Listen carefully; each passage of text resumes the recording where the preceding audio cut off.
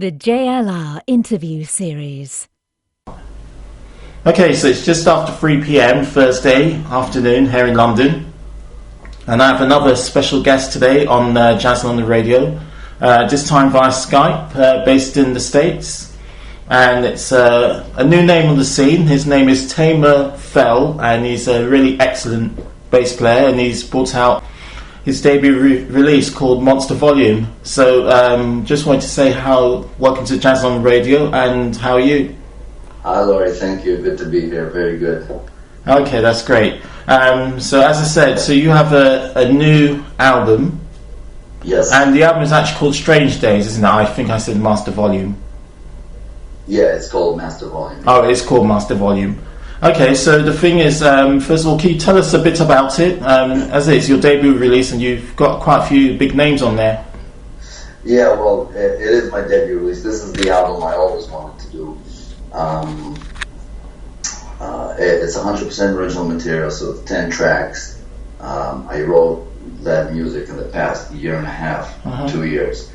A lot of influences from the country I was born in, which is Azerbaijan, and my upbringing in Israel, as well as everything else that I'm playing, jazz, the fusion, the funky stuff, so it's all together in this record. Mike Stern is on the record, Dance Chambers, Lionel Cordu, Nitzan Gabriel, a lot of great friends, and very happy with how it came out, and definitely recommending this album for not just bass players, but anybody who's looking out to check out some new music.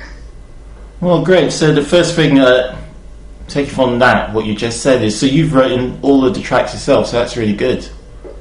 Yeah, I didn't want to have any covers or any or borrow music from somebody else. I really wanted this to be entirely my thing. And you said there's a lot of different influences in there from your upbringing and things like that as well. Yeah, so it's a lot of the world music. I'm also playing a fretless bass on a few tracks there. I'm playing it a little bit almost like it's an oud, or a lot of quarter tone bass things. Yeah, exactly, that kind of stuff. And is that what type of bass do you play? I'm endorsed by this company called F-Bass. They're based out of Ontario, Canada. Incredible company, and I was very fortunate and lucky to be able to work with them and play those instruments. They really kind of fit my style, but just overall, an incredible bassist. And do you play? Is that 4-string, 5-string, 6-string? What's the one you like to play the most? Well, my main bass is a 6-string bass. A lot of times when somebody hears a guy play 6-string bass, automatically associated with playing up high and sounding like a guitar and all that stuff. And yeah, it's not like that in my case at all. But if you listen to the album, the low end definitely dominates the whole thing. But it's just the 6-string gives me some more, options to play chords sometimes. But the fact that it's there doesn't mean I play it all the time. It's just more options. And I've been playing the 6-string since I was 18 years old, so that's my instrument. And I'm also playing a 5-string fretless. Okay. So these are my main two basses, yeah. Okay.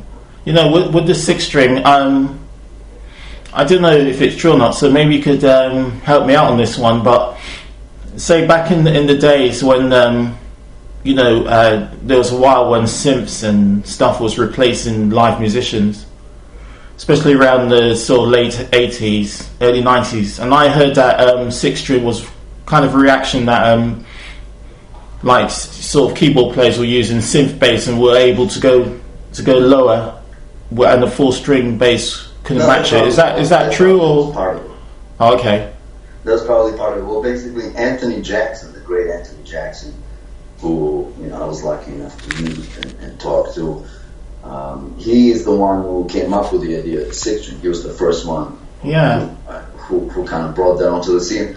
And then guys like John Patitucci and many other players started doing it, and it became more popular. So it just gives you more options. I used to just still transcribe a lot of solo, for example, Michael Brecker, great players like that. And when you have the range of the tenor saxophone and you're transcribing solos, let's say on a 4-string bass, you run out of notes and then you have to jump octaves. So I hated that. I really wanted to be able to play that stuff freely the way they do it, just in the original octave. So the 6-string really came in handy for that, just being able to explore the bebop and jazz and tenor lines and all that kind of stuff in a wide range. It's fascinating then. That's really interesting.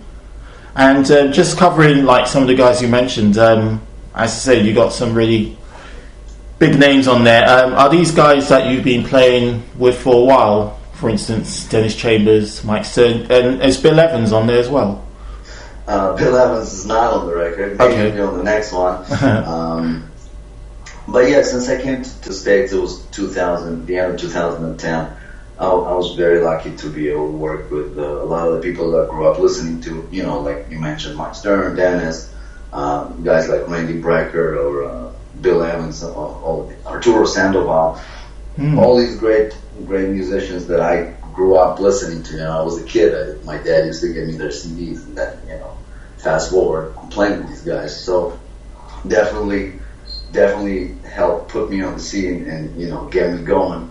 And after all these years, I always felt like I want to do my own band, and I want to do tour with my own group and have my music. So this is exactly what's taking place right now with this record. Yeah. Yeah. And what is it like to play with guys you grew up listening to? Is it a surreal experience, or how would you describe it? Yeah, well, in the beginning it is. It's like you can't believe you're playing with some of these people you only used to see on television, or if you go to a concert, you buy tickets and see them from far away stage. Yeah. And then you're on a tour bus with these guys. But you get used to it. At the end of the day, we're all just people. Sure. We're not flying to Mars here, just playing music, which is great. So definitely you can't.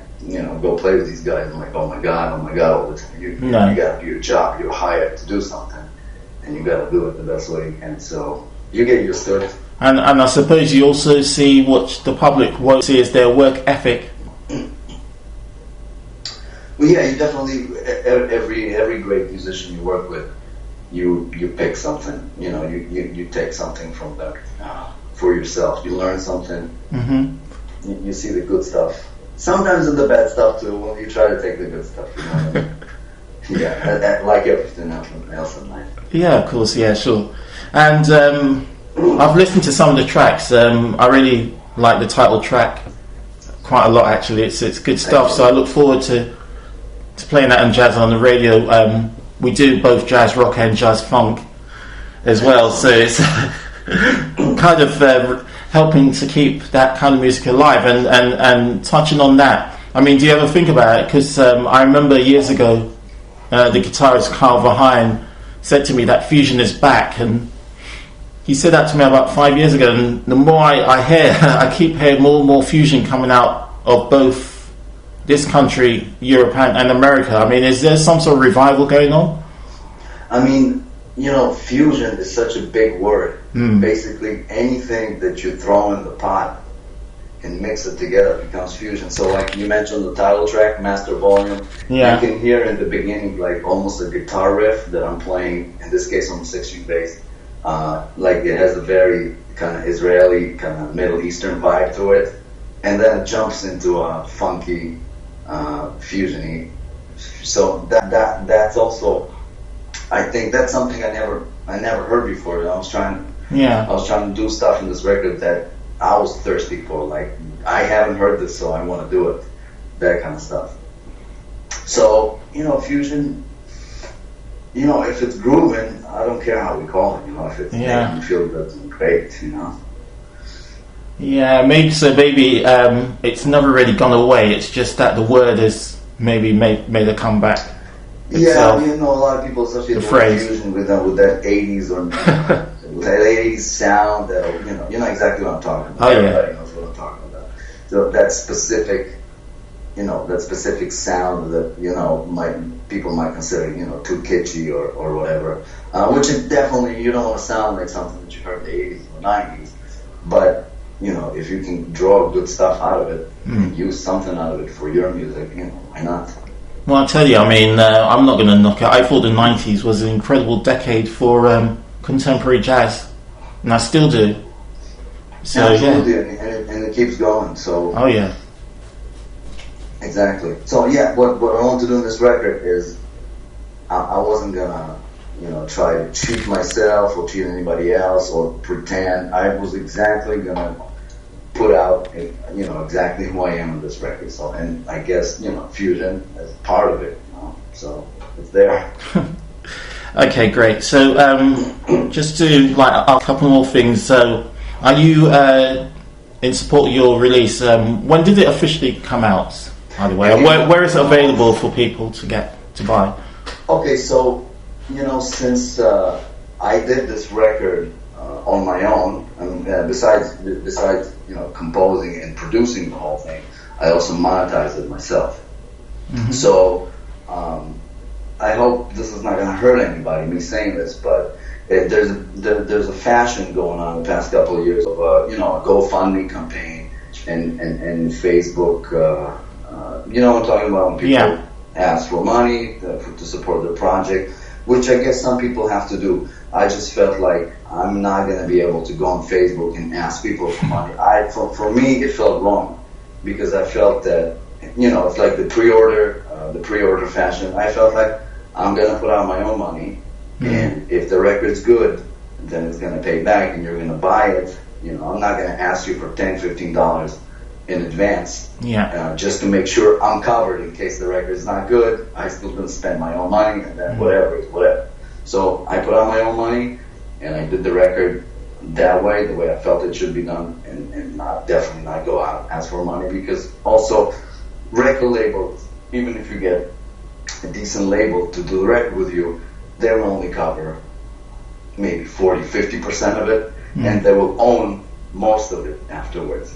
So this record completely belongs to me, and that's the reason I'm not offering it for streaming right now, only for purchase, which is, it's not that bad. It's $10 for the record. A lot of work went into it, a lot of money, and if people check it out and they like it, hopefully they buy it and they will support it that way. So I'm looking for support after it's done, not before I did it. Understand? So, and it's available on Amazon, it's available on Google. It's available on iTunes. It's available on CD Baby, also physical CDs. So definitely a bunch of places to buy it and support it, but no streaming and no download at this point.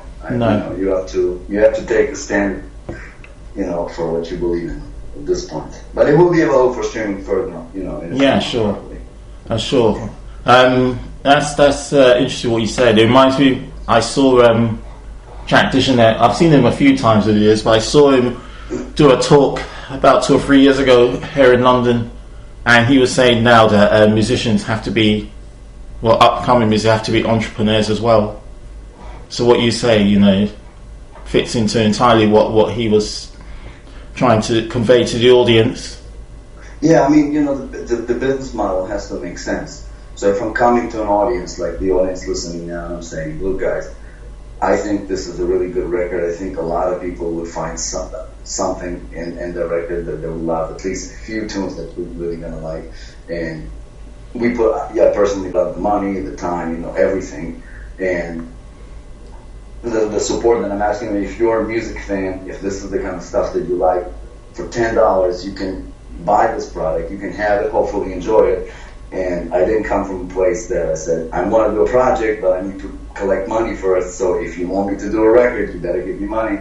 I'm not doing that because I don't believe in it. I believe in getting the product done, and now this is your choice. You can check it out, and if you like it, hopefully you'll support it. Okay, well, I'll try to do my bit. I'll give it a few runs on the station. Great, that would be great. Thank you. Just the last question then. Are you doing any tour to support its release? Well, yeah, we're working right now on the summer tour, and we're going to go to Europe. And oh, good. We're going to go to Asia as well. So everything is in the works. So everything's cooking right now. Okay, so I would assume for people to check your website if you want to let the listeners know. Absolutely, it's www.teymurphell.com. Currently under construction, but it should be ready in a few days. Okay. Yeah. All right. Well, great. So thanks for the interview, Jazz on the Radio, and sounds like an interesting thing you've done. So good luck with it all. Great. Thank you very much. Okay. Thank you. Okay. Okay, ciao. Ciao. The JLR interview series.